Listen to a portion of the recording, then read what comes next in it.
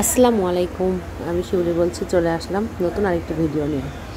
অনেক কষ্ট করে ভুঁড়ি পরিষ্কার করার পরে এখন খাওয়ার পালা। চলে আসলাম নিয়ে আপনাদের সামনে। এবং আপনাদের কোনটা ভালো লাগে, ভুঁড়ি নাকি হাড্ডিওয়ালা মাংস নাকি সলিড মাংস, কার কোনটা ভালো লাগে অবশ্যই কমেন্ট করে জানাবেন।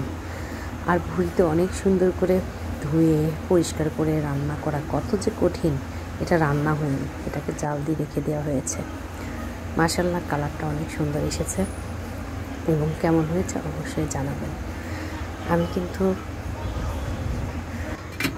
মেয়েরা কিন্তু অনেকটাই কষ্ট করে ভুঁড়িটা রেডি করে। আর এখানে রান্না করা হয়েছিল বড় বড় গরুর হাড্ডিগুলো, তারপরে এটাকে সুন্দরভাবে আলাদা করা হয়েছে ফ্রিজের মধ্যে। আসলে অনেকটা জায়গা দখল করে, তার জন্য হাড্ডিটা ফ্রিজে না রেখে রান্না করে ফেলানোটাই আমার কাছে মনে হয় সবচেয়ে ভালো। কারণ এত বড় বড় হাড্ডিওয়ালা মাংস আলাদা করে পুরো রান্না করা হয়,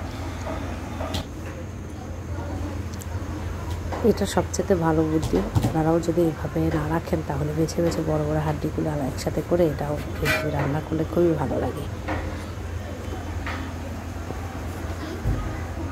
আর এটাকে সুন্দরভাবে কেটে তারপরে সুন্দরভাবে পরিষ্কার করে ছোট ছোট করে কেটে চাল দিয়ে রেখে দেওয়া হচ্ছে।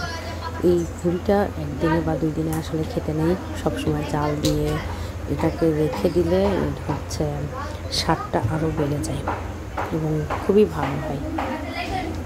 আর আপনারা সবাই কোথায় বেড়াতে গিয়েছেন, কোথায় যাচ্ছেন অবশ্যই জানাবেন।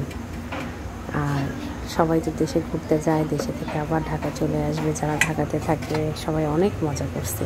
আর এইদিকে মাংসটা রান্না করা হয়েছিল একদমই শুধু সলিড মাংস, ওইদিকে হাড্ডিওয়ালা মাংস, ওইদিকে ভুঁড়ি জাল দিয়ে রেখে দেওয়া হয়েছিল।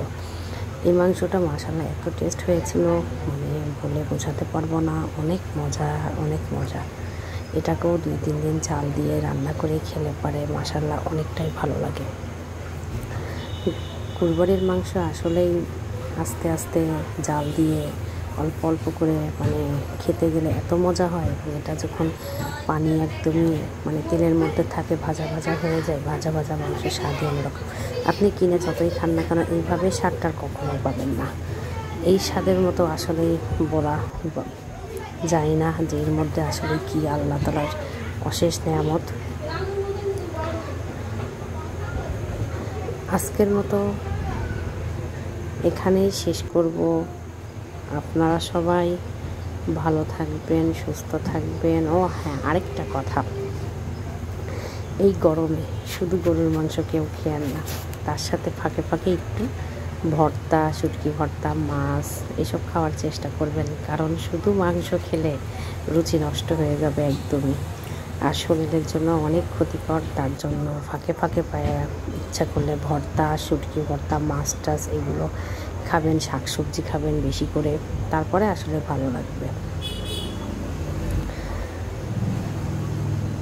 আজকের মতো এখানেই বিদায় নিলাম। সবাই ভালো থাকেন। আল্লাহ হাফেজ।